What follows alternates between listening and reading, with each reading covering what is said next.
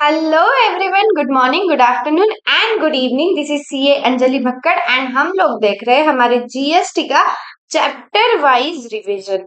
ठीक है, जिसमें आज हम देखेंगे हमारा next high weightage chapter ITC, input tax credit. ठीक है, वीडियो स्टार्ट करने से पहले मैं आपको बता दूं, ये कंसेप्ट नोट्स मैं आपको फ्रीली प्रोवाइड कर रही हूँ। नीचे डिस्क्रिप्शन में मेरे टेलीग्राम चैनल का लिंक दे रखा है, आप वहां से जो नोट्स है वो डाउनलोड कर सकते हो। ठीक है, चैनल को सब्सक्राइब कीजिए, आपको सारी इंपॉर्टेंट अपडेट्स मिलती रहेंगी एंड वीडियो को लाइक कर दीजिए ताकि हर स्टूडेंट तक वीडियो पहुंच सके। चलो let's begin our 11th chapter input tax credit का रिवीजन। ठीक है, पहले एक आईटीसी की जो स्कीम है वो शॉर्टकट में देख लेते हैं क्या है क्या नहीं, फिर डिटेल में पढ़ेंगे। Okay. Given below are the salient features of scheme of ITC as contained in provisions of section 16, 17, 18 read with relevant rules। ठीक है, आईटीसी का जो चैप्टर है सेक्शन नंबर 16, सेक्शन नंबर 17 और section number 18 along with the relevant rules दिया गया है। ठीक है, क्या क्या फीचर्स है एक एक देखते हैं। जो ये स्कीम है, it is design to avoid cascading effect of taxes and make GST a destination based tax. हम सबको ये पता है कि जीएसटी एक डेस्टिनेशन बेस्ड टैक्स है। ठीक है, और ये जो स्कीम है, कौन सी scheme? ITC, input tax credit की जो स्कीम है, ये लाई गई है to design, it is design to avoid cascading effect of taxes. हमने पढ़ा था कास्केडिंग इफेक्ट ऑफ टैक्स क्या है? Tax on tax already paid. जो आपने टैक्स ऑलरेडी पे किया है उस पर हम डबल से टैक्स पे करते थे प्री जीएसटी रिजिम में।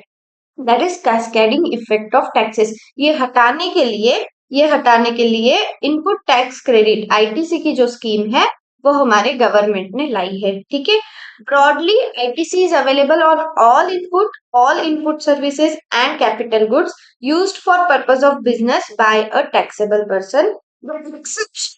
ब्लॉक क्रेडिट एक्सेप्शन क्या है?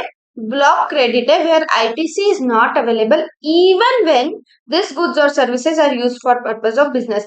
क्या बोल रहे हैं? ऑल टाइप्स ऑफ गुड्स रहो चाहे सर्विस रहो, all input goods, input services या फिर कैपिटल गुड्स, सब पे आपको आईटीसी मिलेगा। कब मिलेगा? अगर अगर it is use for the purpose of business. Business use का नहीं है तो आपको आईटीसी नहीं मिलेगा। अगर आप पर्सनल पर्पस के लिए कोई goods service, input goods, capital goods use कर रहे हो, you are not eligible for ITC. ठीक है, सिर्फ कुछ ब्लॉक क्रेडिट दिए गए हैं। ये ब्लॉक क्रेडिट हमें दिए गए हैं सेक्शन 17(5) में। इन ब्लॉक क्रेडिट्स पे भले ही आप बिजनेस पर्पस के लिए यूज करो बट आईटीसी अवेलेबल नहीं है। डिटेल में लिस्ट पढ़ेंगे। ठीक है, आईटीसी जो है, ITC it is use for payment of tax on taxable output supply. ITC का यूज क्या है? इनपुट टैक्स क्रेडिट क्यों लेते हैं लोग, क्यों लेते हैं? मेरे पास में जो भी लाइबिलिटी है मुझे गवर्नमेंट को पे करनी है, आउटपुट टैक्स लाइबिलिटी जो मेरी है, वो मैं आईटीसी यूज करके गवर्नमेंट को मेरी आउटपुट टैक्स लाइबिलिटी पे करूंगी। ठीक है, GST law does not require one to one correlation between input और input service and final product or service. Any eligible ITC, any eligible ITC can be used for payment of tax on any taxable output supply। जो goods है, जो input goods, input service या capital goods, ये जो है जरूरी नहीं है कि जो मेरा सर्विस का आईटीसी है वो मैं सर्विस का टैक्स पे करने के लिए ही यूज करूंगी। नहीं, इट्स नॉट नेसेसरी।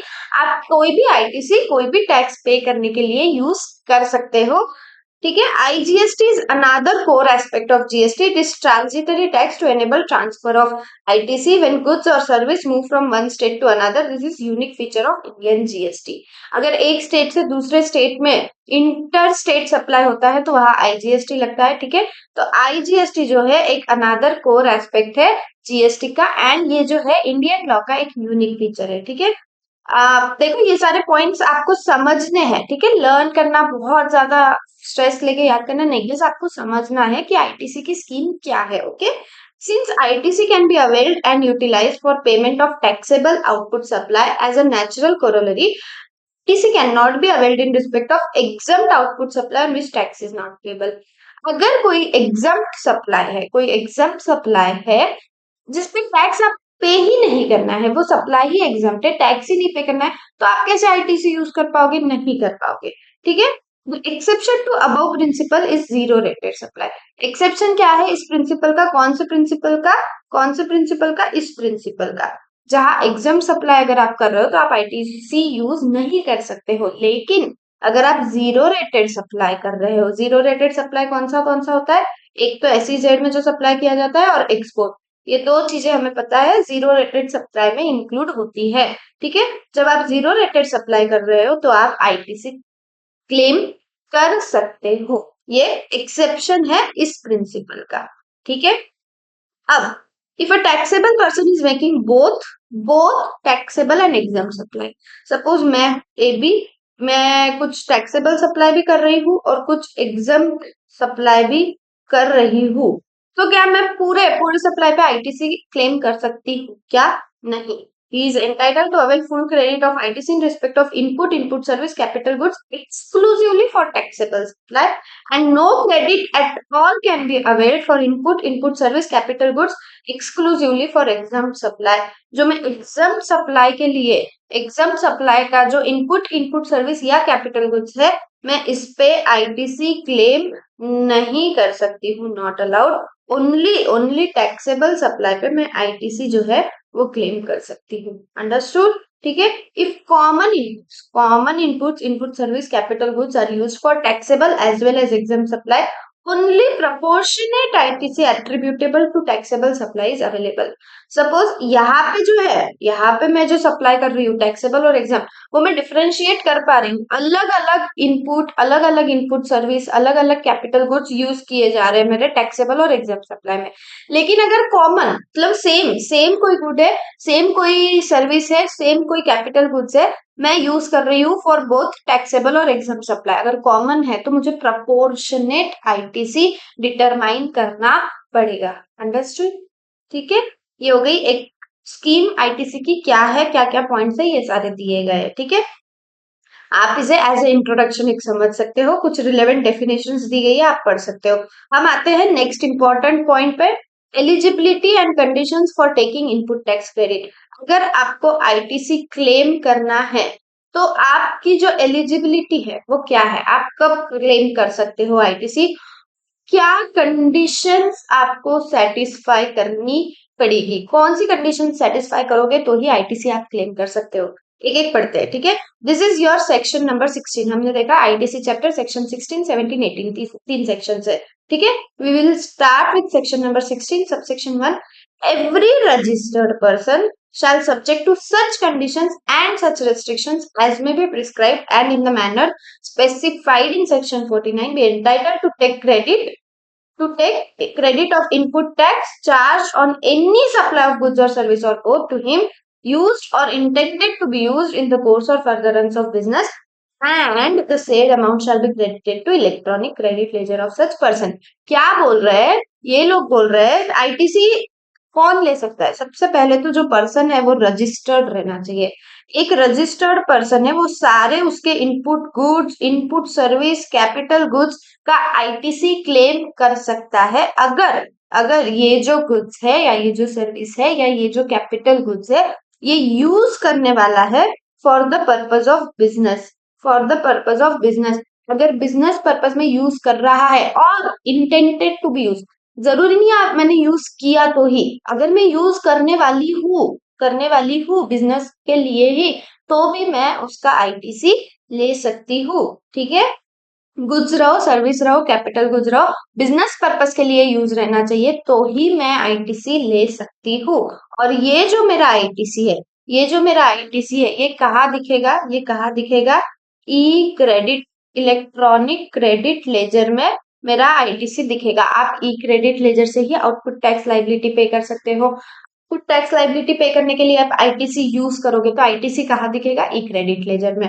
अंडरस्टूड? ठीक है। Notwithstanding anything contained in this section, no registered person entitled to credit of any input tax in respect of supply of goods, service or both, unless all the following conditions are satisfied। all सारी नीचे दी गई सारी की सारी condition satisfy होनी चाहिए तो ही ITC ले सकते हो। एक भी कंडीशन मिस किया, then you can not claim the ITC. कौन सी कंडीशन से एक एक पढ़ते हैं, ठीक है। सबसे पहली कंडीशन ये है कि आपके पास में अगर आपको आईटीसी लेना है तो एक टैक्स पेइंग डॉक्यूमेंट आपके पास में अवेलेबल रहना चाहिए। टैक्स पेइंग डॉक्यूमेंट क्या होता है मैम? कौन सी चीजें टैक्स पेइंग डॉक्यूमेंट में इंक्लूड होती है? एक इनवॉइस या फिर कोई revised invoice issued by supplier of goods और सर्विस और बोथ। जो सप्लायर है इनवॉइस या फिर रिवाइज्ड इनवॉइस इशू कर रहा है रिसिपिएंट को, इनवॉइस रहना चाहिए या रिवाइज्ड इनवॉइस रहना चाहिए। सेकंड, कोई भी invoice issued by recipient receiving goods और service from unregistered supplier in case of reverse charge subject to payment of.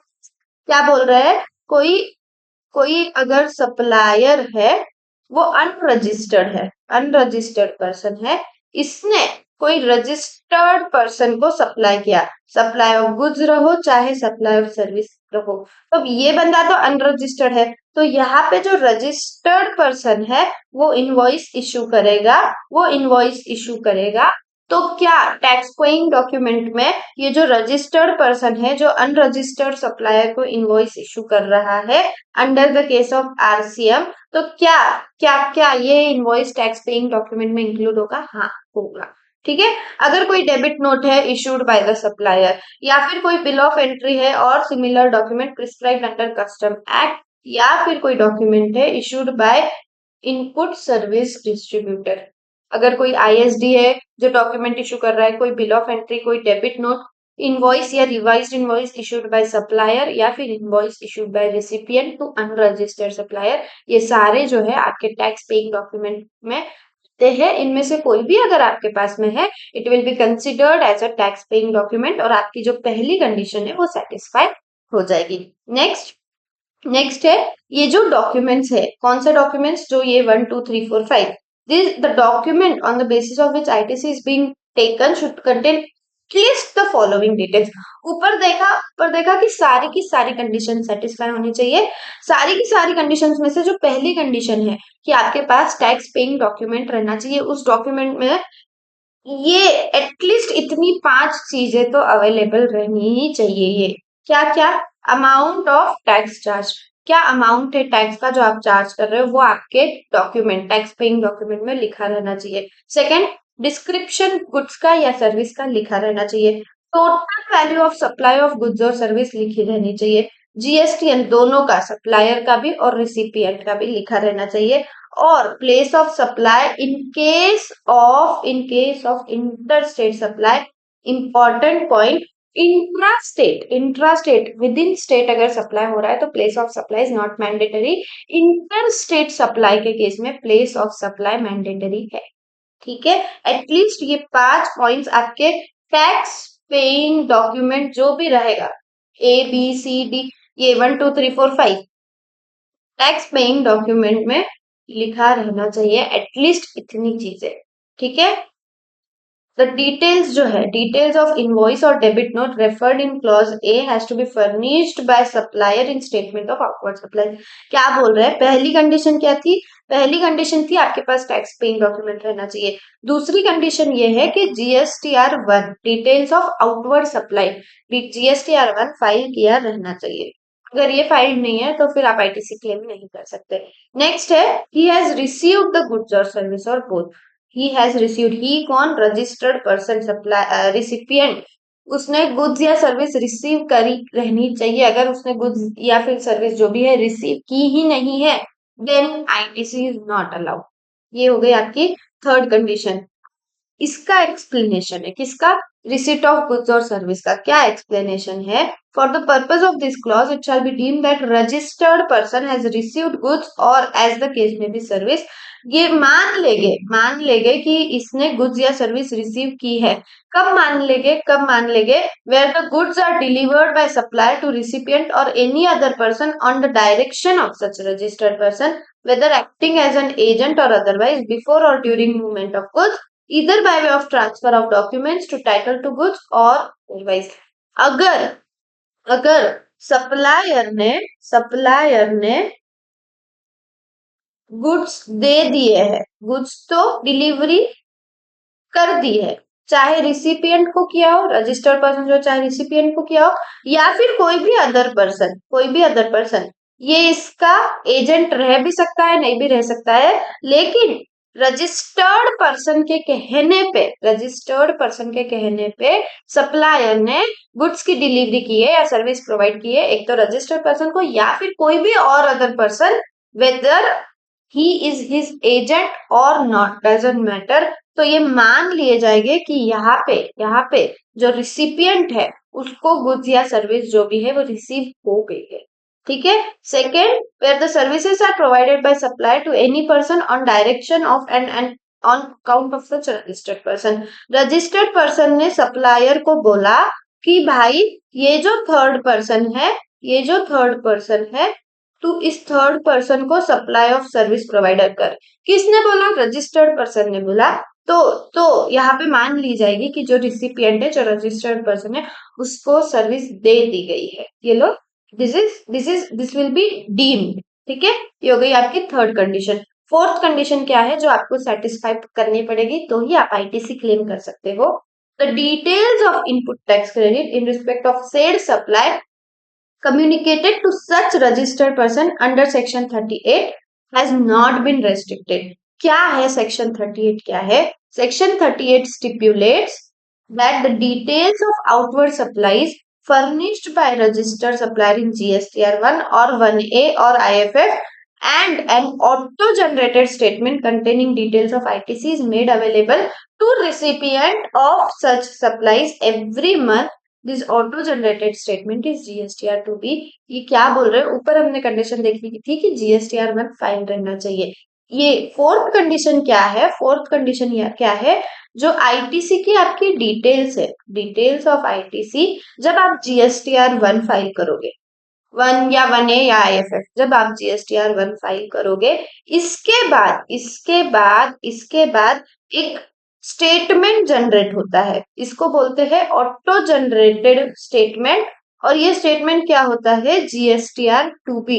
इस जीएसटीआर 2B में आपकी आईटीसी की सारी डिटेल्स लिखे हुई होती है। और ये जो स्टेटमेंट है ये ऑटो जनरेट होता है। तो ये बोल रहे हैं कि एक ऑटो जनरेटेड स्टेटमेंट रहना चाहिए जीएसटीआर 2B और उसमें आईटीसी की सारी डिटेल्स रहनी चाहिए। अगर ये नहीं है, मतलब आपने R1 फाइल नहीं किया है, ऑटो जनरेटेड स्टेटमेंट नहीं है, 2B में, जीएसटीआर 2B में आईटीसी की आपकी डिटेल्स बराबर नहीं है, देन वो वाला आईटीसी आप क्लेम नहीं कर सकते हो। मैं आपको एक प्रैक्टिकल लाइफ का बताऊं क्या?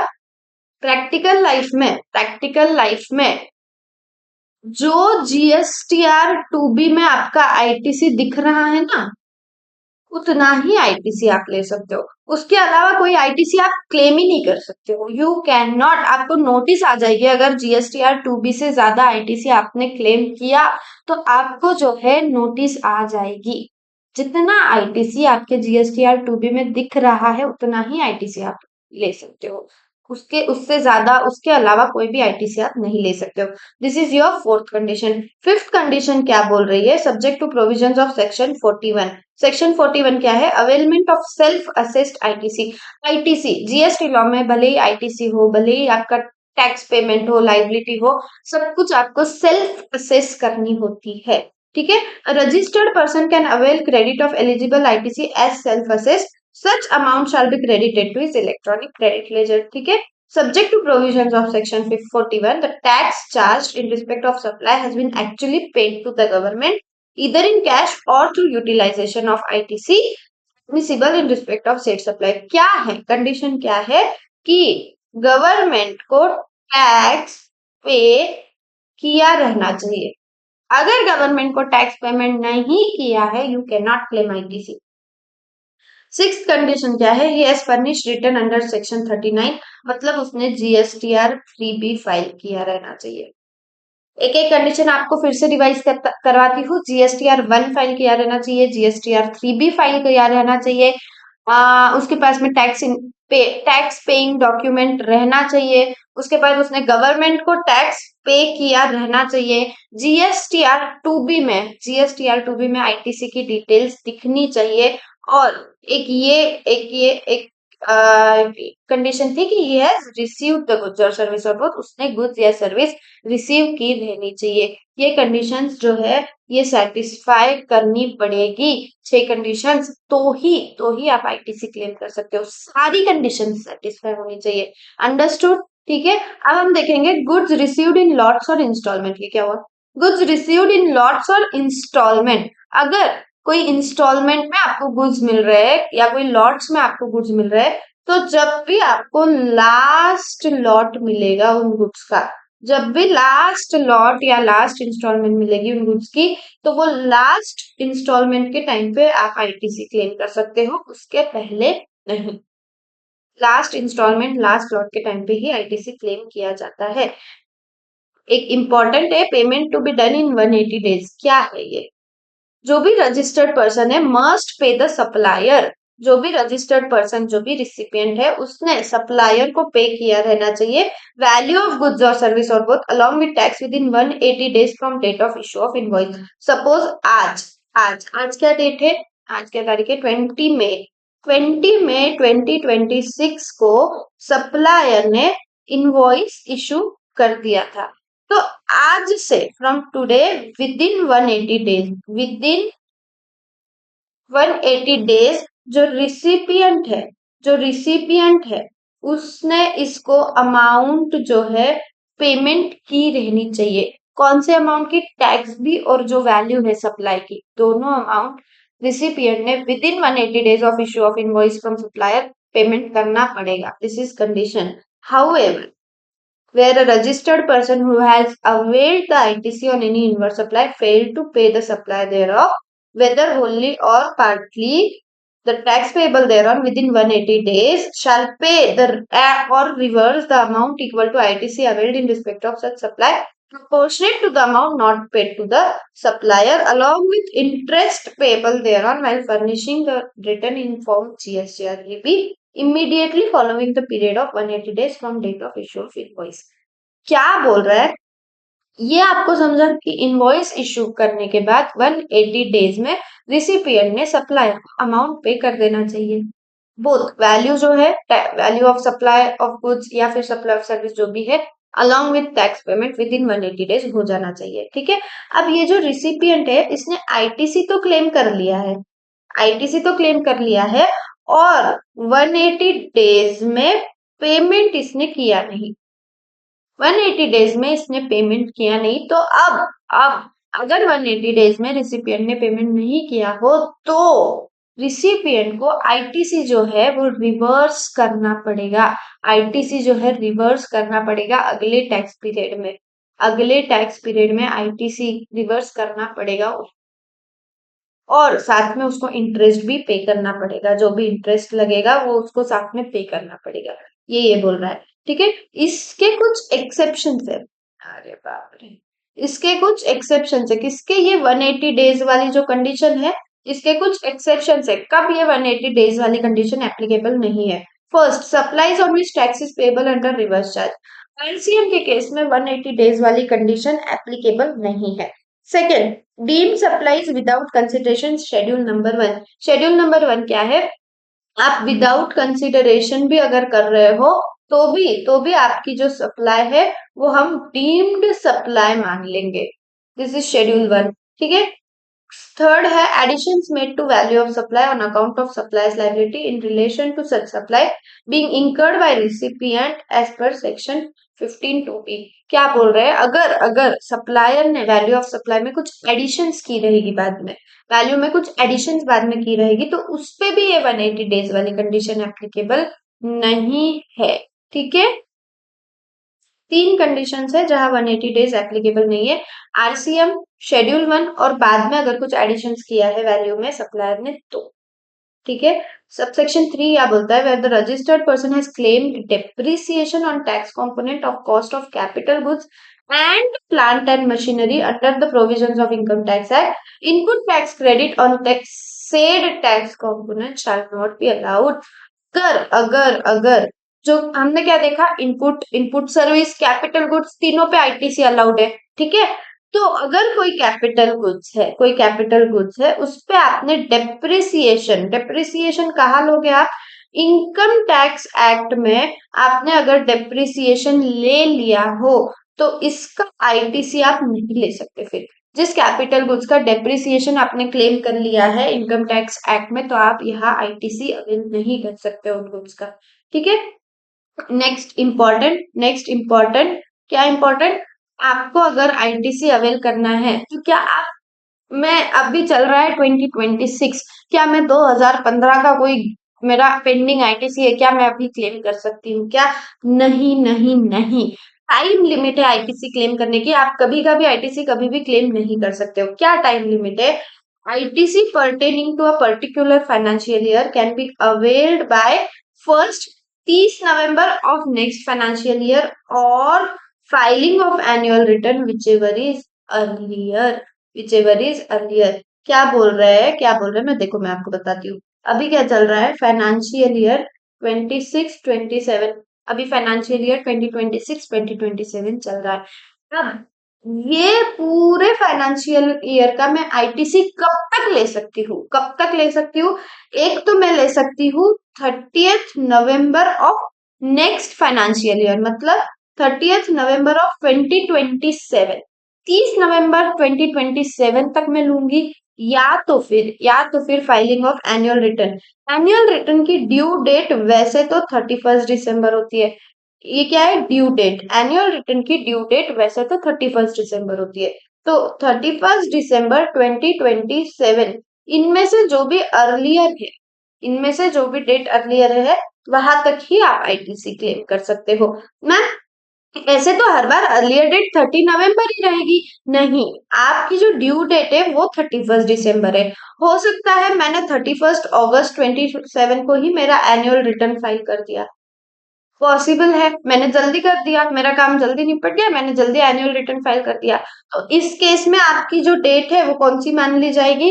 31 अगस्त 27 तक आप आईटीसी क्लेम कर सकते हो। उसके बाद आपका सारा आईटीसी लैप्स हो जाएगा। You can not use that ITC for payment of their on. ठीक है, ये हो गई आपकी इंपॉर्टेंट बात, time limit for availing ITC. ठीक है, एक्सेप्शन क्या है? रीअवेलमेंट ऑफ आईटीसी रिवर्स्ड अर्लियर। अगर कोई आईटीसी रिवर्स किया होगा पहले, क्या क्यों रिवर्स करेगा कोई? 180 डेज में अगर पेमेंट नहीं किया था टैक्स का अमाउंट का सप्लायर, उसको आईटीसी रिवर्स करना पड़ा था। बाद में अगर रीअवेल करना है, बाद में जब भी वो रिसिपिएंट ने सप्लायर को पेमेंट कर दिया, सपोज उसने 30 नवंबर के बाद किया, अब उसको रीअवेल करना है वो आईटीसी जो उसने पहले रिवर्स कर दिया था, तो वो कर सकता है। ये एक्सेप्शन है, रीअवेलमेंट ऑफ आईटीसी रिवर्स्ड अर्लियर, इस पे ये जो टाइम लिमिट है ये एप्लीकेबल नहीं है। अंडरस्टूड? ठीक है, क्या दिया है? Clarification on time limit in respect of RCM supplies received from unregistered person. It is clarified that in cases of supplies received from unregistered suppliers, where tax has to be paid by recipient under reverse charge basis, and where invoice issued by recipient for calculation of time limit will be the financial year in which invoice has been issued by recipient, subject to payment of tax on said supply by recipient and fulfillment of other conditions restrictions of section 16-17। क्या बोल रहे हैं? एक है unregistered person जो कि supplier है। ठीक है, इस अनरजिस्टर्ड ने सप्लाई ऑफ गुड्स या सप्लाई ऑफ सर्विस की रजिस्टर्ड पर्सन को, ये जो रजिस्टर्ड पर्सन है जो कि रिसिपिएंट है, इसको आरसीएम में टैक्स पे करना पड़ेगा, आरसीएम में टैक्स पे करना पड़ेगा। और इनवॉइस भी कौन इशू करेगा? रिसिपिएंट ही इशू करेगा। ठीक है, तो ये बोल रहे हैं जब जब जिस फाइनेंशियल ईयर में इस रिसिपिएंट ने इनवॉइस इशू किया, उस फाइनेंशियल ईयर से आप टाइम लिमिट कैलकुलेट करोगे किस चीज के लिए? आईटीसी क्लेम करने के लिए। अंडरस्टूड? ये बोल रहे हैं। ठीक है, अब where registration of a registered person is cancelled and subsequently cancellation of registration is revoked by any order, and where availment of ITC in respect of an invoice or debit net was not restricted on date of order of cancellation of registration, the said person shall be entitled to take input tax credit in respect of such invoice or debit note for supply of goods or service or both in return under section 39 क्या बोल रहे हैं, suppose मैं हूं AB, ठीक है, मैं GST में रजिस्ट्रेशन मेरा कैंसल करना चाहती हूँ, लेकिन ड्यू टू समथिंग मेरा जो कैंसलेशन है वो रिवोक हो गया, मतलब मेरा कैंसलेशन कैंसल मेरा जीएसटी रजिस्ट्रेशन कैंसलेशन करने के लिए ऑफिसर ने मना कर दिया, वो रिवोक हो गया, अब मैं कैंसलेशन नहीं कर पाई जीएसटी रजिस्ट्रेशन। तो जिस डेट पे ये रिवोक हुआ है, उस डेट पे अगर मेरे पास में कोई आईटीसी पेंडिंग है, कोई इनवॉइस, कोई डेबिट नोट है जिसका आईटीसी मेरे पास पेंडिंग है on the date of revocation of cancellation, मैं वो आईटीसी ले सकती हूँ, मुझे मना नहीं किया गया है उस चीज के लिए, ठीक है। अगेन टाइम लिमिट ही दी गई है। अवेलमेंट ऑफ इनपुट टैक्स है, देखो हम देखेंगे सेक्शन नंबर 41 का एक कोई रिलेवेंट एक्सट्रैक्ट है, ये एक्सट्रैक्ट है, जो रिलेवेंट है उतना ही एक्सट्रैक्ट है। Availment of input tax credit का क्या है देखते हैं। Every registered person shall subject to such conditions, restrictions as may be prescribed be entitled to avail eligible input tax as self-assessed in his return and such amount shall be credited to electronic credit ledger। Same है, ऊपर जो देखा वही है। The credit of input tax availed by registered person under subsection 1, under subsection 1 जो credit लिया है in respect of such supplies of goods और सर्विस और both the tax payable where on not been paid by the supplier shall be reversed along with applicable interest by said person in such a manner as may be prescribed। यही बोल रहे हैं अगर अगर tax payment नहीं किया है, supplier ने टैक्स पेमेंट नहीं किया है और आईटीसी ऑलरेडी जो क्लेम कर लिया है टैक्स पेमेंट नहीं किया है, तो ये आईटीसी उस सप्लायर को रिवर्स करना पड़ेगा, ठीक है। Chapter number 5 input tax credit of CGST rules क्या है, documentary requirements and conditions for claiming input tax credit. हमने देखा था कि टैक्स पेइंग डॉक्यूमेंट रहना चाहिए, उसमें 5 चीजें थी, ठीक है। No input tax credit shall be availed by a registered person in respect of tax that has been paid in pursuance of any order where any demand has been confirmed on account of any fraud, willful misstatement, suspension of facts, etcetera under section 74। Section number 74 जो है, अगर section 74 में आपको कोई demand की गई है officer से, क्या डिमांड की गई है कि आपको इतना इतना टैक्स अमाउंट पे करना पड़ेगा, क्यों करना पड़ेगा, आपने कोई फ्रॉड किया था, आपने कोई विलफुल सप्रेशन ऑफ फैक्ट्स किया या कोई विलफुल मिसस्टेटमेंट है आपकी, तो तो वहां पे उस केस में उस उतना जो अमाउंट है, उतना जो इनवॉइस है, वहां पे आप आईटीसी अवेल नहीं कर सकते। No ITC shall be availed by a registered person in respect of any tax that in pursuance of any order where any demand has been confirmed under section 74। Understood, ठीक है। अगर कोई wilful misstatement है, कोई fraud है, कोई suppression of facts है, in that case you can not avail ITC, ठीक है। No input tax credit shall be availed by a registered person in respect of invoice और debit notes the details of which are required to be furnished under section 37। जब तक आप GSTR 1 file नहीं करते हो, जब तक आप सॉरी जब तक आप जीएसटीआर 1 फाइल नहीं करते हो और जब तक आपकी जो डिटेल्स है आईटीसी की वो जीएसटीआर 2B में नहीं दिखती है, आप आईटीसी क्लेम नहीं कर सकते हो, ठीक है। रूल नंबर 37 क्या है, reversal of input tax credit in case of non payment of consideration. 180 days वाली जो कंडीशन हमने देखी थी कि अगर आपने मतलब किसने, जो रजिस्टर्ड पर्सन है, जो कि रिसिपिएंट है, उसने पेमेंट 180 डेज में नहीं किया, किसको, सप्लायर को, तो उसको वो इनपुट टैक्स क्रेडिट रिवर्स करना पड़ेगा। He has to reverse along with payment of interest, he have to reverse that amount। बाद में जब भी वो अमाउंट पे करेगा सप्लायर को, बाद में वो आईटीसी जो रिवर्स किया है उसको रिक्लेम कर सकता है, लेकिन 180 डेज के बाद जब तक वो पेमेंट नहीं करता उसको आईटीसी रिवर्स करना पड़ेगा, इंटरेस्ट भी देना पड़ेगा, ठीक है। Where the said registered person subsequently makes the payment towards the value, he can reavail the input tax credit. जो टाइम लिमिट है specified in subsection 4 shall not apply to claim for reavailing of credit. हमने देखा है कि जो time limit है, क्या time limit है अवेलमेंट ऑफ आईटीसी की, 30 नवंबर और date of filing of annual return which ever is earlier, जब भी आप एनुअल रिटर्न फाइल करोगे वो, या 30 नवंबर विच एवर इज अर्लियर। रीअवेलमेंट के केस में ये टाइम लिमिट एप्लीकेबल नहीं है। सेम जो ऊपर देखा, सेम वही रूल नंबर 37 में भी लिखा है।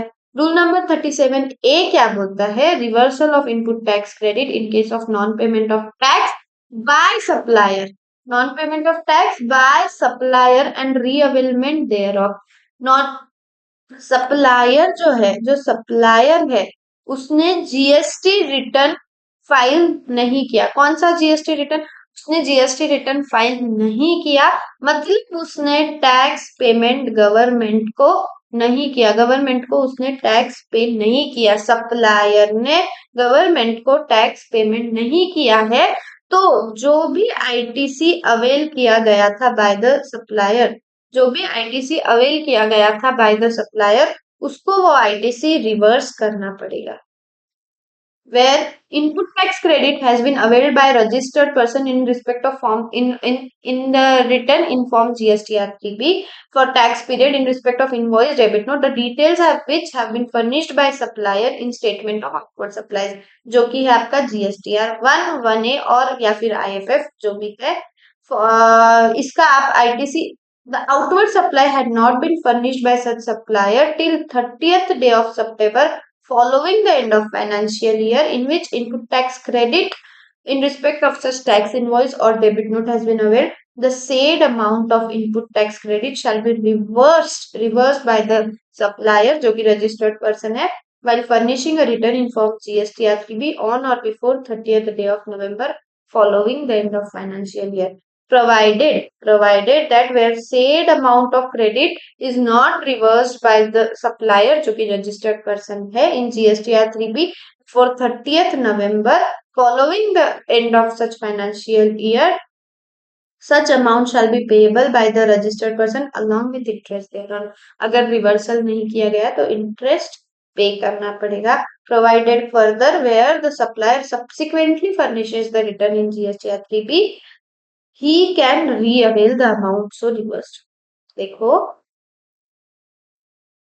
सप्लायर ने जीएसटी रिटर्न फाइल नहीं किया, जीएसटी रिटर्न फाइल नहीं किया, मतलब गवर्नमेंट को उसने टैक्स जो है गवर्नमेंट को पे नहीं किया। तो अब उसको आईटीसी जो भी उसने क्लेम किया रहेगा वो रिवर्स करना पड़ेगा। ठीक है। बाद में लेटर अगर उसने रिवर्स नहीं ही किया तो उसको जो है इंटरेस्ट भी देना पड़ेगा गवर्नमेंट को। और बाद में अगर उसने इंटरेस्ट देने के बाद इंटरेस्ट भी देना पड़ेगा। And later if he filed return, अगर उसने जीएसटी रिटर्न फाइल कर दिया, बाद में कभी भी किया हो, तो जो भी आईटीसी उसने रिवर्स किया था उस आईटीसी को वो री अवेल कर सकता है। अंडरस्टूड? कुछ इंपॉर्टेंट बातें पढ़ते हैं। Clarification on availability of ITC in respect of goods delivered under x works contract. जो एक्स वर्क्स कॉन्ट्रैक्ट होते हैं उन केस में जब गुड्स की डिलीवरी होती है तो क्या आईटीसी अवेलेबल होता है या नहीं होता है, देखते हैं। ठीक है। There issue which arose for consideration was whether ITC can be availed by dealer only after the vehicles are physically received by automobile dealers at his business premise, or ITC can be availed on the date the vehicles are billed to him and handed over to transporter by the OEM at his factory gate। This is your issue। This is your issue। क्या है? जो automobile sector होते हैं the contract between automobile dealers and the original equipment manufacturers. जो original equipment बनाते हैं, जो original equipment manufacturers होते हैं और जो डीलर्स होते हैं ऑटोमोबाइल के उनके बीच में कॉन्ट्रैक्ट होता है। It is generally an ex works contract and as per the terms of contract, property in goods मतलब कौन? Vehicles passes to the dealer at the factory gate of OEM when the goods are handed over to transporter at the instance of the dealer and the delivery on part of OEM is complete at his factory gate। ये contract में क्या लिखा होता है कि जो manufacturer है वो क्या करेगा, किसका manufacturer, vehicles. Property in goods मतलब यहाँ पे कौन हो गई, व्हीकल्स।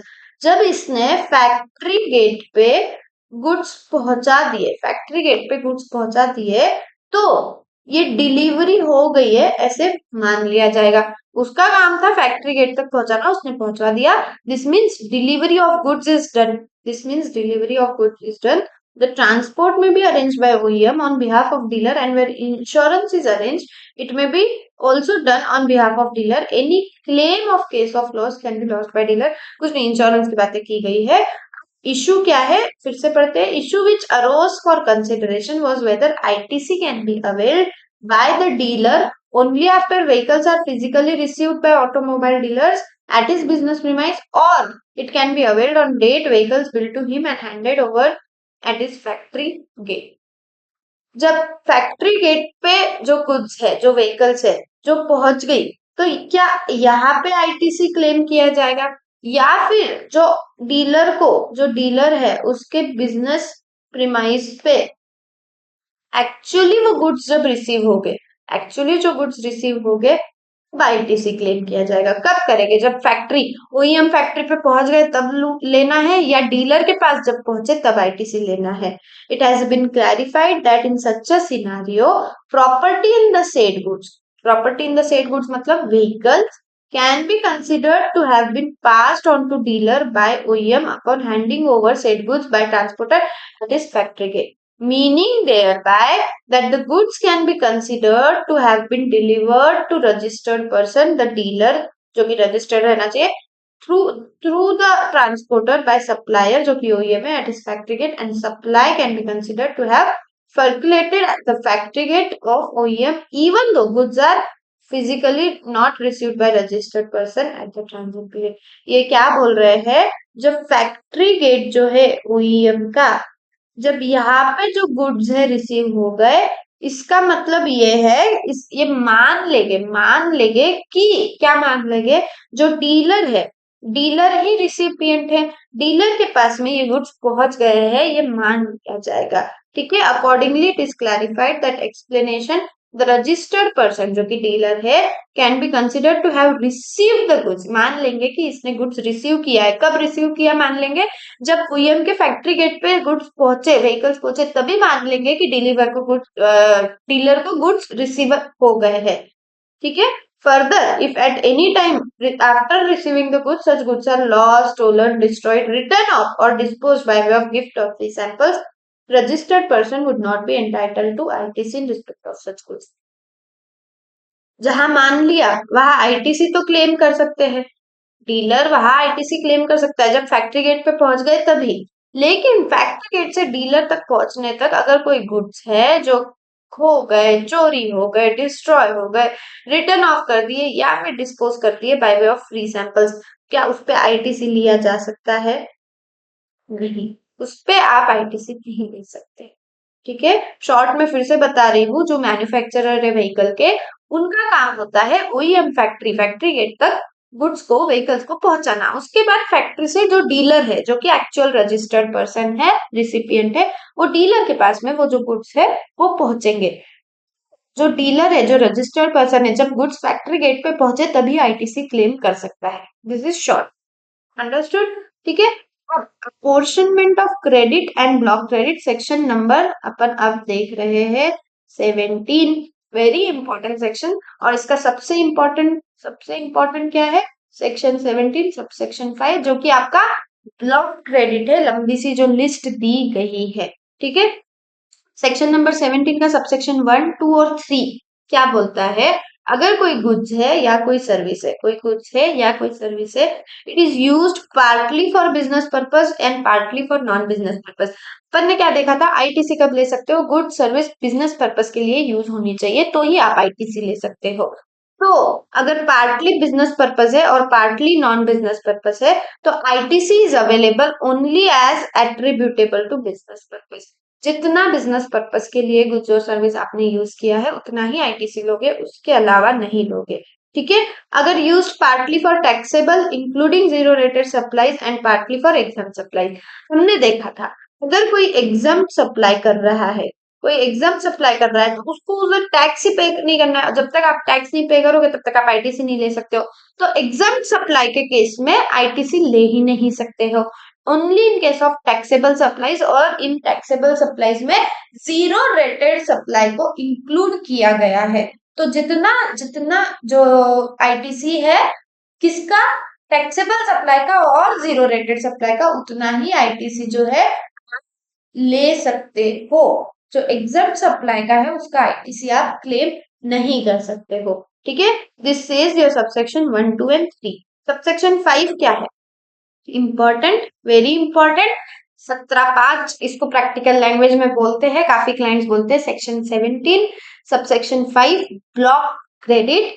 ये जो लिस्ट है, ये जो लिस्ट है, भले ही ये बिजनेस पर्पस के लिए हो, नहीं हो, कुछ भी कंडीशन हो, आप ये जो लिस्ट है, ये जो लिस्ट है, गुड्स और service on which credit is blocked are discussed here under, आप इन पे आईटीसी क्लेम नहीं कर सकते हो, बिल्कुल नहीं कर सकते हो। क्या, कौन से गुड्स या सर्विस है on which ITC credit is block? ठीक है, ये दिया है column number 1 serial number, column number 2, column number 3 क्या है, एक्सेप्शंस क्या है, गुड्स और service mention in column number 2 on which ITC zero.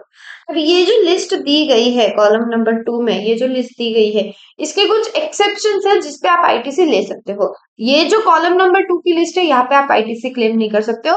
Column 2 के कुछ एक्सेप्शंस है, कॉलम 2 के कुछ एक्सेप्शंस है जहां पे आप आईटीसी ले सकते हो, और कुछ इंपॉर्टेंट रिमार्क्स है जो कॉलम नंबर 4 में दिए गए हैं। ठीक है, first, motor vehicle of transport of person with seating capacity less than equal to 13% including driver referred as ineligible motor vehicle in this table। नीचे जहां भी ये टेबल है वहां पे इस मोटर व्हीकल को इनएलिजिबल मोटर व्हीकल बोला गया है। ठीक है, अगर कोई मोटर व्हीकल है जिसकी सिटिंग कैपेसिटी जो है, seating capacity less than equal to 13% है, और ये जो 13 है इसमें ड्राइवर इंक्लूड होगा, ड्राइवर इंक्लूड होगा। ड्राइवर इंक्लूड करके अगर कोई मोटर व्हीकल की सीटिंग कैपेसिटी 13 या 13 से कम है, लेस देन इक्वल टू 13% है, तो आप उस पर आईटीसी नहीं ले सकते। कुछ एक्सेप्शंस क्या है, इनएलिजिबल मोटर व्हीकल मतलब ये जिसकी seating capacity including driver is less than equal to 13%। Ineligible motor vehicle when used for any of the following eligible purpose। अगर आपने इन चीजों के लिए यूज किया है तो आप आईटीसी ले सकते हो। क्या, making further taxable supply of such motor vehicle, example traders of motor vehicle. अगर कोई ट्रेडर्स है मोटर व्हीकल के, ठीक है, और वो उस मोटर व्हीकल का फर्दर सप्लाई करने वाले हैं, वो उस मोटर व्हीकल का, कौन सा motor vehicle, ineligible motor vehicle. Ineligible motor vehicle का क्या मतलब है, जिसकी seating capacity is less than equal to 13% including driver. अगर वो जो मोटर व्हीकल है उसका फर्दर टैक्सेबल सप्लाई होने वाला है तो वहां पे आप आईटीसी क्लेम कर सकते हैं। ठीक है, next, making taxable supply of transport of passengers, example travel operator offering transport services. अगर जो ट्रांसपोर्ट ऑफ पैसेंजर्स कर रहा है वो टैक्सेबल सप्लाई है, मतलब उसका काम है, उसका धंधा ही वो है, उसका धंधा, उसका बिजनेस, उसका काम ही वो है पैसेंजर ट्रांसपोर्ट सर्विस प्रोवाइड करना, उस केस में भले ही लेस देन इक्वल टू 13% की सीटिंग कैपेसिटी है, वो आईटीसी क्लेम कर सकता है। क्यों नहीं करेगा भाई, उसका बिजनेस ही वो है। ठीक है, making taxable supply of imparting training और driving on such motor vehicle, भले ही लेस देन इक्वल टू 13% की कैपेसिटी होगी। अगर कोई ड्राइविंग कोचिंग दे रहा है, गाड़ी चलाने की सिखा रहा है, ट्रेनिंग दे रहा है, आप मतलब वो भी उसका बिजनेस ही हो गया, उसका ट्रेनिंग का बिजनेस है।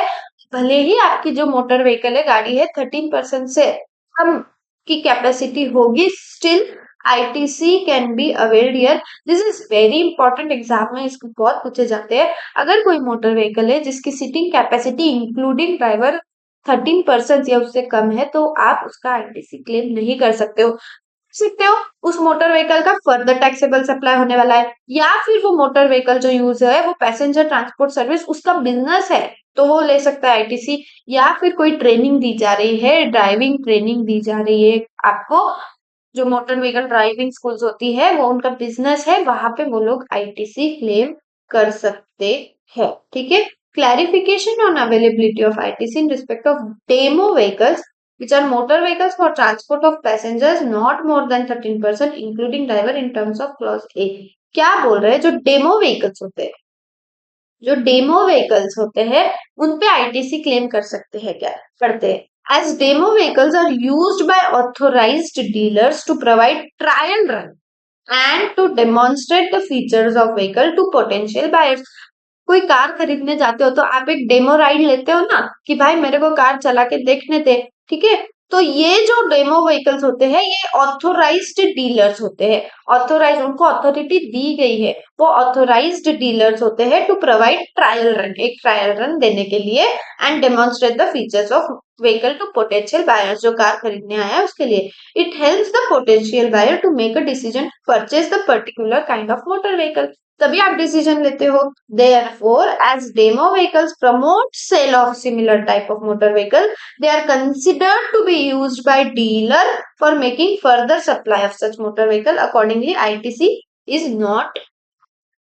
जो डेमो व्हीकल्स होते हैं, डेमो व्हीकल्स मतलब आप जो ट्रायल रन लेते हो गाड़ियों का, फिर आप क्या करते हो, डिसाइड करते हो कि आपको गाड़ी लेनी है या नहीं लेनी है.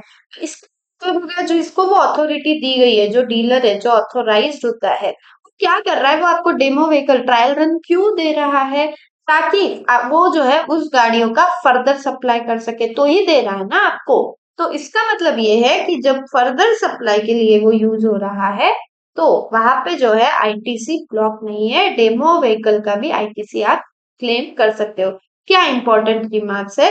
ITC on ineligible motor vehicle use for any purpose other than eligible is not allowed. ITC on motor vehicle for transport of passengers with sitting capacity greater than 13% including driver used for any purpose. अरे भाई, अगर less than equal to 13% including driver है और एक दो तीन इन चीजों के लिए वो यूज नहीं हो रहा है, कोई और ही चीज के लिए यूज हो रहा है, तो जो आपका आईटीसी है वो ब्लॉक्ड है. लेकिन अगर सिटिंग कैपेसिटी 13% से ज्यादा है इंक्लूडिंग ड्राइवर, सिटिंग कैपेसिटी आपकी 13 पर्पज से ज्यादा है, तो आप कोई भी चीज के लिए उस मोटर व्हीकल को यूज करो, for any purpose you use that motor vehicle, वहां पे आप आईटीसी क्लेम कर सकते हो, वहां पे कोई आपका आईटीसी ब्लॉक नहीं है. ठीक है. ITC on motor vehicle other than eligible motor vehicle, example use for transport of goods, dumpers, tippers etcetera, use for any purpose is allowed. हमने क्या देखा, इनएलिजिबल मोटर व्हीकल कौन है? जहां seating capacity less than equal to 13% including driver है, और वो किस चीज के लिए यूज हो रहा है? ट्रांसपोर्ट ऑफ पर्सन के लिए.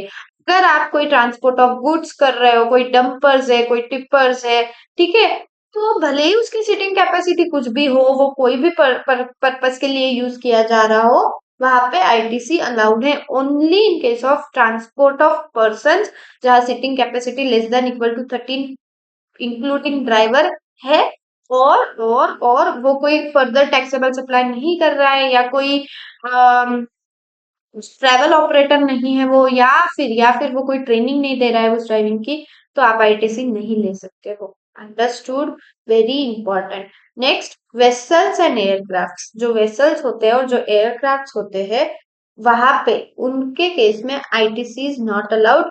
आईटीसी ब्लॉक कब ले सकते हो? कब ले सकते हो? जब आप फर्दर सप्लाई कर रहे हो ऑफ सच वेसल और एयरक्राफ्ट. आपका बिजनेस वेसल एयरक्राफ्ट बेचना है, बिजनेस ही अगर आपका वो है, तो मतलब वो बिजनेस पर्पस के लिए यूज हो गया है, तब आप आईटीसी ले सकते हो. Making taxable supply of transport of passengers. अब उन वेसल में, उन एयरक्राफ्ट में पैसेंजर्स को ट्रांसपोर्ट सर्विस दे रहे हो जो कि टैक्सेबल है, तो आप आईटीसी क्लेम कर सकते हो. Making taxable supply of imparting training और नेविगेटिंग सच वेसल. ट्रेनिंग दी जा रही है, किस चीज की ट्रेनिंग? वो वेसल या एयरक्राफ्ट चलाने की ट्रेनिंग दी जा रही है. या फिर making taxable supply of imparting training on flying such, aircraft उड़ाने की, वेसल चलाने की ट्रेनिंग दी जा रही है, या फिर फर्दर टैक्सेबल सप्लाई आप कर रहे हो उन वेसल्स का, उन एयरक्राफ्ट का, या फिर वो जो वेसल, वो एयरक्राफ्ट है, वो ट्रांसपोर्ट ऑफ पैसेंजर्स के लिए यूज हो रहा है, वहां पे आप आईटीसी क्लेम कर सकते हो. ठीक है. ट्रांसपोर्ट ऑफ गुड्स के लिए भी अगर आप वेसल एयरक्राफ्ट यूज कर रहे हो, तो आप आईटीसी क्लेम कर सकते हो. General insurance service, repair and maintenance relating to what? Ineligible motor vehicle relating to ineligible motor vehicle, ineligible motor vehicle क्या है? जिस मोटर व्हीकल का seating capacity less than equal to 13% including driver है, and वो motor vehicle किस चीज के लिए यूज किया जा रहा है? ट्रांसपोर्ट ऑफ पर्संस के लिए, ठीक है। और अगर कोई वेसल है, कोई एयरक्राफ्ट है या कोई इनएलिजिबल मोटर व्हीकल है जिसका आप जनरल इंश्योरेंस ले रहे हो या सर्विसिंग ले रहे हो या रिपेयर मेंटेनेंस करवा रहे हो, तो इन केस में आपका आईटीसी ब्लॉक्ड है। आप आईटीसी क्लेम नहीं कर सकते हो। कर सकते हो, कब कर सकते हो? Such service relating to ineligible motor vehicle vessel aircraft when used for eligible purpose. Eligible purpose कौन से हमने देखा था ऊपर? ये 3 एलिजिबल पर्पस है, 1 2 3, और नीचे ये 1 2 3 4 5। अगर ये एलिजिबल पर्पस के लिए यूज हो रहा है, कौन यूज हो रहा है? वेसल एयरक्राफ्ट या फिर मोटर व्हीकल एलिजिबल पर्पस के लिए यूज हो रहा है, तो फिर उसका repair maintenance servicing general insurance उसका आईटीसी आप ले सकते हो। एलिजिबल पर्पस के अलावा अगर आपका मोटर व्हीकल या जो वेसल है, जो एयरक्राफ्ट है, वो यूज हो रहा है, वहां पे आप रिपेयर मेंटेनेंस या कोई सर्विसिंग या कोई जनरल इंश्योरेंस है उसका आईटीसी क्लेम नहीं कर सकते हो, ठीक है। सिंपल है। अब next, leasing, renting, hiring of motor vehicle vessel aircraft on which ITC is not allowed. Ineligible motor vehicle है, वेसल है, एयरक्राफ्ट है जिन पे आईटीसी अलाउड नहीं है, उसका आप अगर लीजिंग कर रहे हो, उसका आप रेंटिंग कर रहे हो या फिर हायर पे ले रहे हो, हायरिंग कर रहे हो, रेंट पे दे रहे हो या लीज पे दे रहे हो, आईटीसी ब्लॉक्ड है। आईटीसी इज नॉट अलाउड किसके केस में? वेसल के केस में, एयरक्राफ्ट के केस में, और इनएलिजिबल मोटर व्हीकल के केस में, ठीक है। लेकिन अगर जो इनएलिजिबल मोटर व्हीकल है, जो एयरक्राफ्ट है और जो वेसल है, ये इनका अगर ये यूज हो रहा है, कौन सा? एलिजिबल पर्पस है जहां आप आईटीसी ले सकते हो, एलिजिबल पर्पस के लिए यूज हो रहा है, तो फिर उसका लीजिंग, रेंटिंग, हायरिंग उसका आईटीसी आप क्लेम कर सकते हो। And such services when provided by employer to employ under statutory obligation. कोई ऑब्लिगेशन है स्टैट्यूटरी, कोई स्टैट्यूटरी ऑब्लिगेशन है किस पे? एम्प्लॉयर पे। एम्प्लॉय को उसको देना पड़ेगा, leasing, renting, hiring motor vehicle या फिर वेसल एयरक्राफ्ट, उसको एम्प्लॉयर को, एम्प्लॉय को देना पड़ेगा, स्टैट्यूटरी ऑब्लिगेशन है, तो वहां पे आईटीसी लिया जा सकता है, वहां पे फिर आईटीसी अलाउड है। भाई स्टैट्यूटरी लॉ में लिखा है कि तुमको ये करना ही पड़ेगा, फिर तो क्या है? लीजिंग का क्या मीनिंग है वो दिया गया है। Accordingly availment of ITC is not barred in case of leasing other than leasing of, अरे लीजिंग ऑफ मोटर व्हीकल है, लीजिंग ऑफ वेसल है, लीजिंग ऑफ एयरक्राफ्ट है, तो आईटीसी ब्लॉक्ड है। अदर देन दिस, कोई कोई कुछ और ही गाड़ी है, कोई टू व्हीलर है, कोई टू व्हीलर है, इसका आप लीजिंग कर रहे हो, तो यहाँ पे आईटीसी आपका ब्लॉक नहीं है, आप यहाँ पे आईटीसी ले सकते हो, ठीक है। अंडरस्टूड। अब अगेन वेरी इंपॉर्टेंट, इस पे भी क्वेश्चंस बनते हैं। फूड्स है, बेवरेजेस है, आउटडोर कैटरिंग सर्विस है, कोई ब्यूटी ट्रीटमेंट है, कोई हेल्थ केयर सर्विस है, कोई कॉस्मेटिक है या कोई प्लास्टिक सर्जरी आप करवा रहे हो, या फिर कोई life insurance and health insurance, कोई लाइफ इंश्योरेंस, कोई health insurance, cosmetic, plastic surgery, health services, beauty treatment, door catering services और फूड्स और बेवरेजेस, इन सर्विसेज पे, इन केसेस पे आईटीसी अलाउड नहीं है, आपका आईटीसी ब्लॉक्ड है। ले सकते हो such goods or services when used by a registered person for making outward taxable supply of same category of goods or service as an element of taxable composite or mixed supply।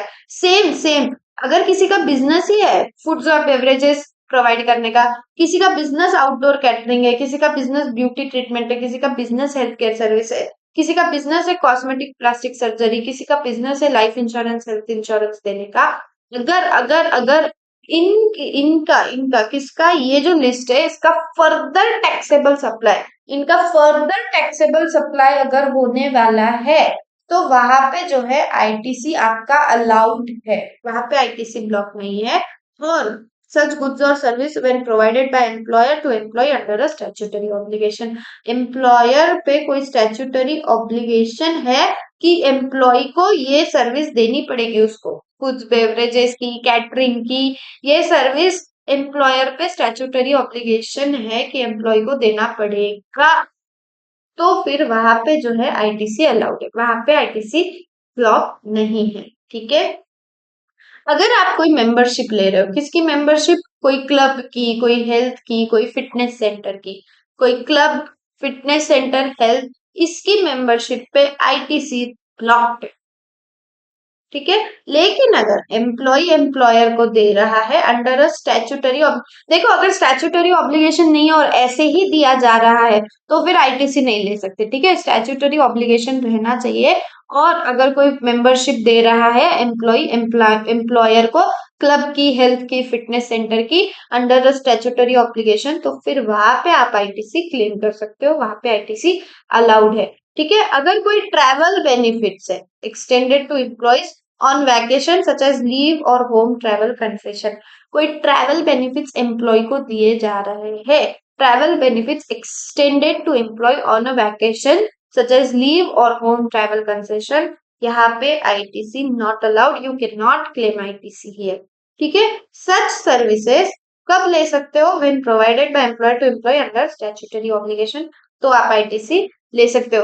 देखो ये सब जो ITC block किया गया है, ये आप क्या लगता है क्यों किया गया रहेगा? सिंपल है ना, सपोज सपोज सपोज एग्जाम्पल से मैं आपको समझाती हूँ। ठीक है, मैं हूँ ए बी, मैं एक एम्प्लॉय हूँ। ठीक है, मेरा एम्प्लॉयर है वीबी। ठीक है, मेरा एम्प्लॉयर है वीबी। ठीक है, अब मैंने क्या किया, मैं चली गई एक ट्रिप पे, मैं चली गई थाईलैंड ट्रिप पे, मैं चली गई थाईलैंड ट्रिप पे, वहां पे मैंने खर्चा किया सपोज 50,000 का, 50,000 का खर्चा मैंने एक कर दिया, मैं थाईलैंड ट्रिप पे गई थी। अब अब एबी ने क्या किया, एबी ने ये जो 50,000 का खर्चा है, एक्सपेंस है, इसने, एबी ने बता दिया कि मैंने तो ये मेरे बिजनेस में यूज किया है, ये एक्सपेंस बिजनेस के लिए हुआ है।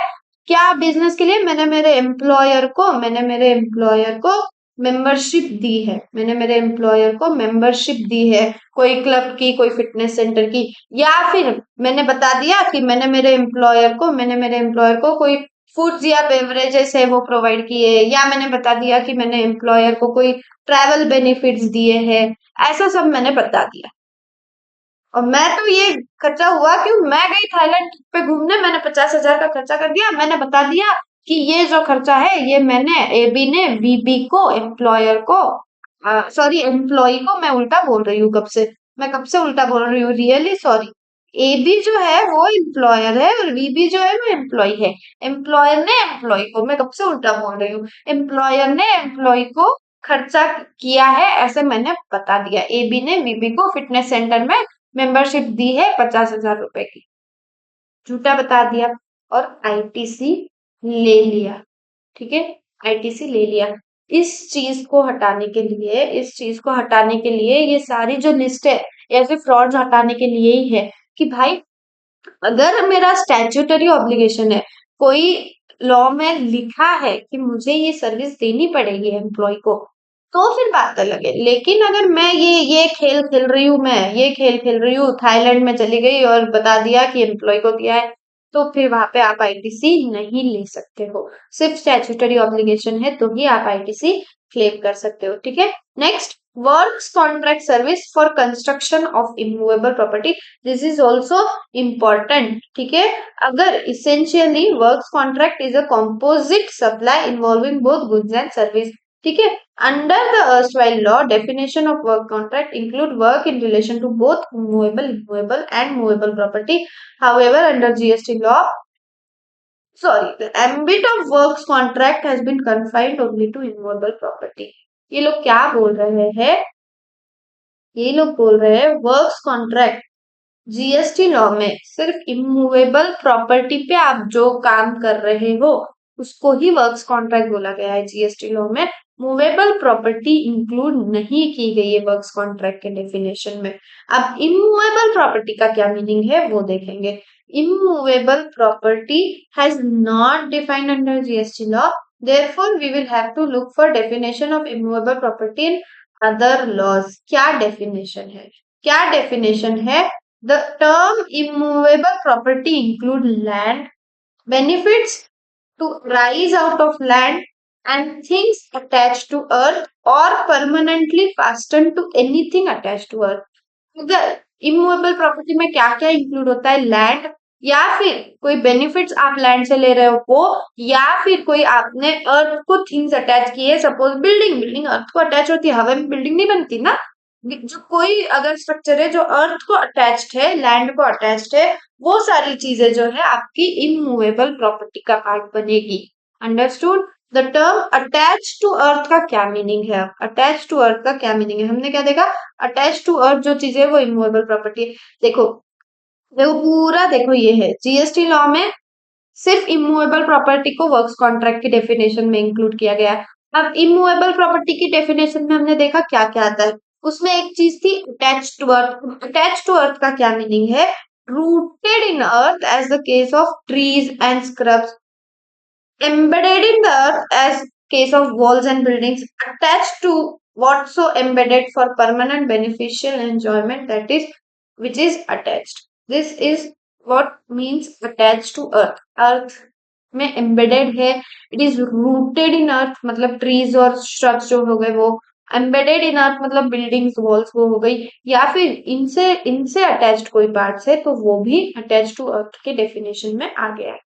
ठीक है। Meaning of construction and plant and machinery, this is very important, this is very very important. देखो मैं आपको बताती हूँ कंस्ट्रक्शन का क्या मीनिंग है।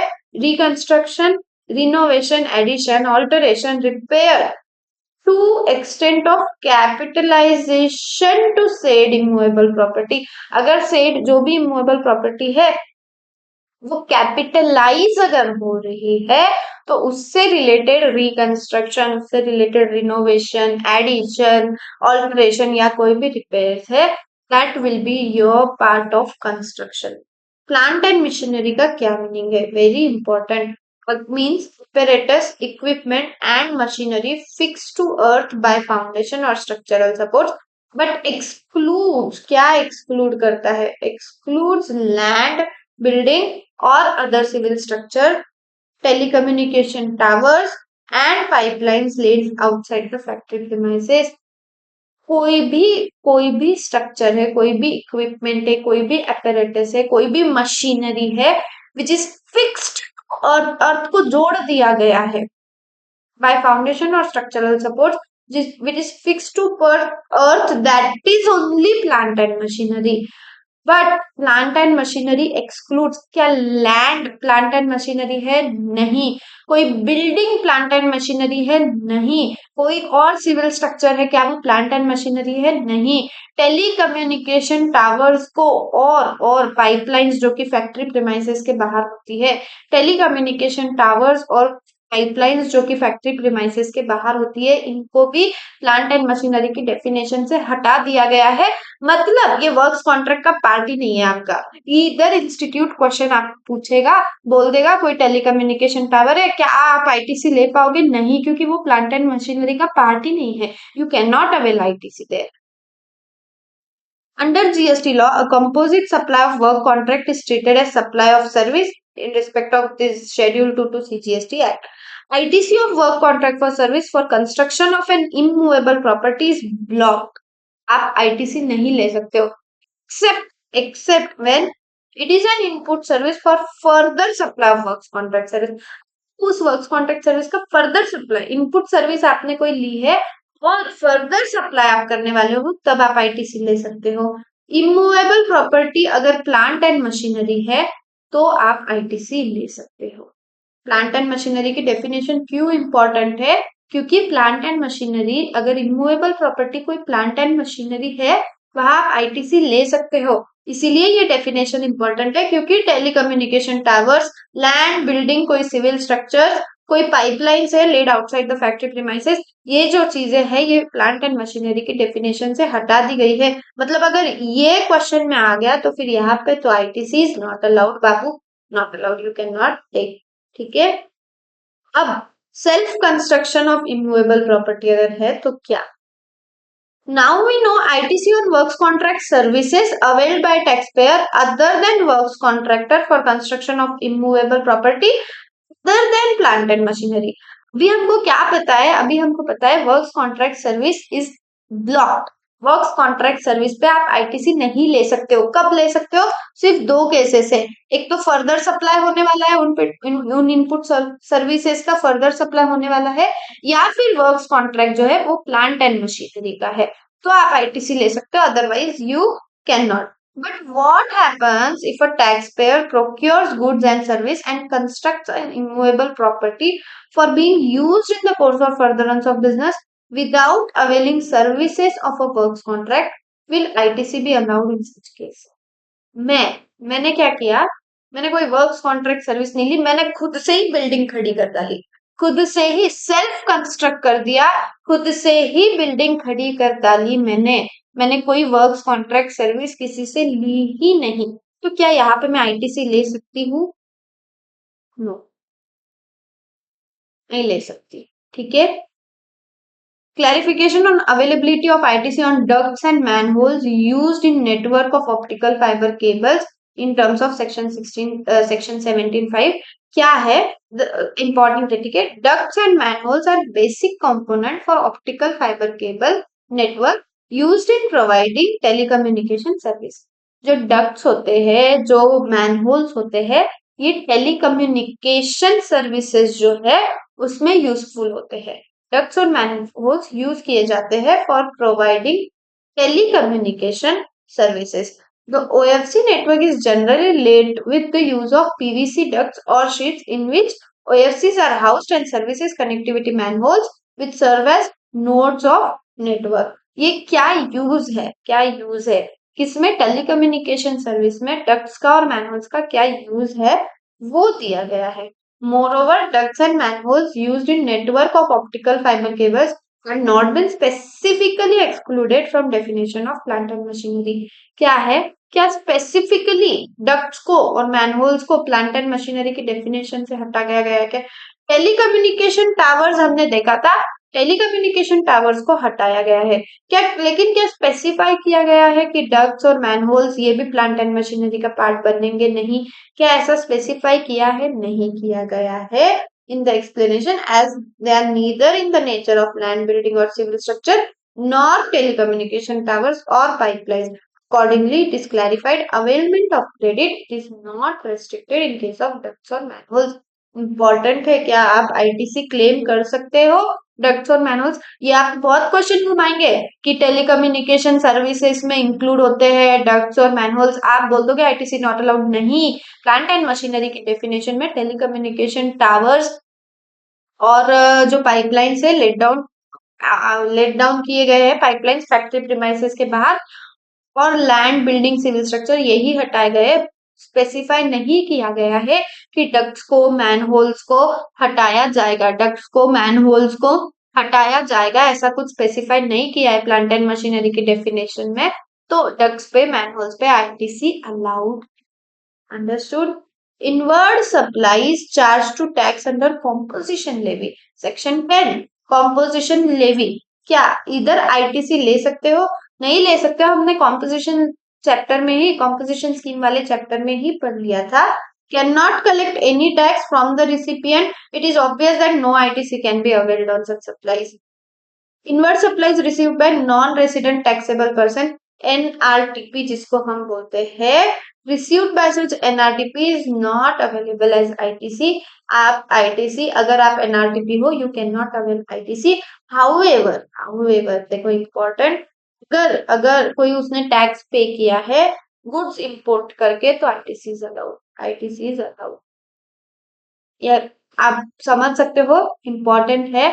नॉन रेसिडेंट टैक्सेबल पर्सन अगर कोई है वो आईटीसी क्लेम नहीं कर सकता, लेकिन अगर एनआरटीपी ने इंपोर्ट ऑफ गुड्स किया है और टैक्स का पेमेंट किया है, there he can claim ITC.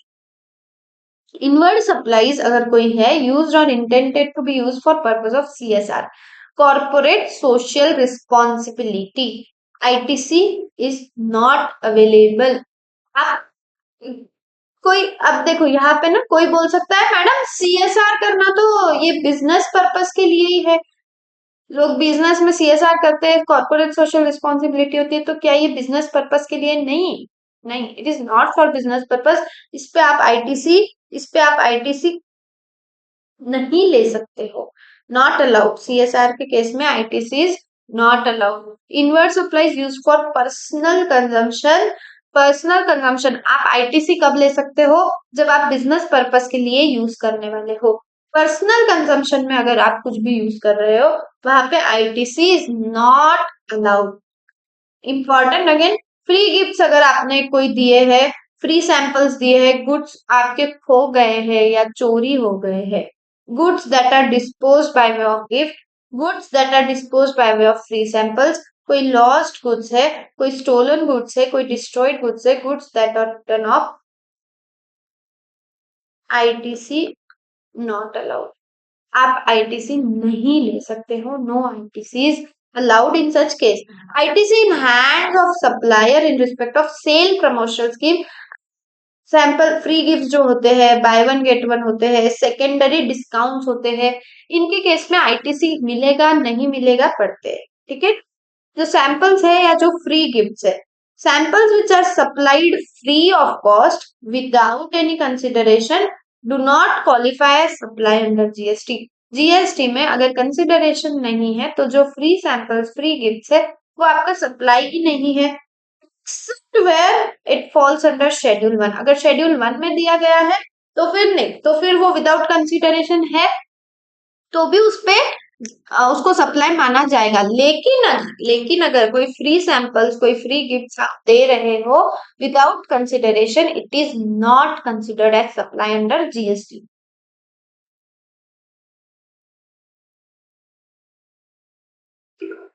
तो क्या उस पे फिर आईटीसी मिलेगा? नहीं। ITC shall not be available to the supplier on input service capital goods to the extent it is used in relation to gift और फ्री सैंपल्स। जितना goods या सर्विस फ्री सैंपल गिफ्ट दी गई है उस पे जो सप्लायर है वो आईटीसी क्लेम नहीं कर सकता है, क्योंकि उसको जीएसटी लॉ में सप्लाई ही नहीं माना गया है, विदाउट कंसिडरेशन वो है। Buy one get one offer क्या होते हैं? There is not an individual supply of free goods but a case of two or more individual supplies where a single price is charge for entire supply of goods. Taxability of such supply will be dependent upon whether the supply is composite or mixed. Taxability कैसे depend किस पे depend करेगी? वो जो supply है वो composite supply है या मिक्स्ड सप्लाई है, and the rate shall be determined as per such provisions. ITC is available to supplier for input service capital goods used in relation to supply of goods or service as part of such offers। Bye one get one offer जब होता है, यहाँ पे आपको कुछ free नहीं मिल रहा है, यहाँ पे आपको कुछ फ्री नहीं मिल रहा है। अगर आपने एक टी शर्ट खरीदा आपको एक टी शर्ट फ्री मिलेगा ऐसा वो बोलते हैं, लेकिन वो दो टी शर्ट्स का सिंगल प्राइस चार्ज करके आपको बेचते हैं। यहाँ पे कंसिडरेशन इन्वॉल्व है तो सप्लायर आईटीसी क्लेम कर सकता है। Secondary discount, this are the discount which are not known at the time of supply. ये हमने पहले भी पढ़ा हुआ है। ठीक है, there is no impact on availability of ITC in the hands of supplier in this case. Secondary discount के केस में आईटीसी ले सकते हैं। कहाँ ले सकते हैं? यहाँ ले सकते हैं, हाँ। बाय वन गेट वन में ले सकते हैं, हाँ। लेकिन अगर कोई फ्री गिफ्ट फ्री सैंपल है then you can not claim the ITC. अगर कोई फ्रॉड केसेस है, कोई कॉन्फिस्केशन है या कोई डिटेंशन है, tax paid under section 74, 129, 130 it is not available as ITC. अगर कोई फ्रॉड आप कर रहे हो या कोई डिटेंशन कर रहे हो, कोई कॉन्फिस्केशन कर रहे हो, नहीं, बिल्कुल नहीं, आप आईटीसी यहाँ पे क्लेम नहीं कर सकते। अंडरस्टूड। अब एक बहुत प्यारी सी आपको मैंने पूरी ये जो ब्लॉक क्रेडिट की लिस्ट है ना उसकी एक समरी यहाँ पे दी है। वो समरी अगर आप पढ़ लोगे तो आपको बहुत अच्छी से ध्यान में आएगा। इसके आगे का सेक्शन नंबर 18 और बाकी जो भी इंपॉर्टेंट बातें हैं हम नेक्स्ट पार्ट में देखेंगे। Thank you so much for now, मिलते हैं नेक्स्ट पार्ट में। ठीक है, बाय बाय।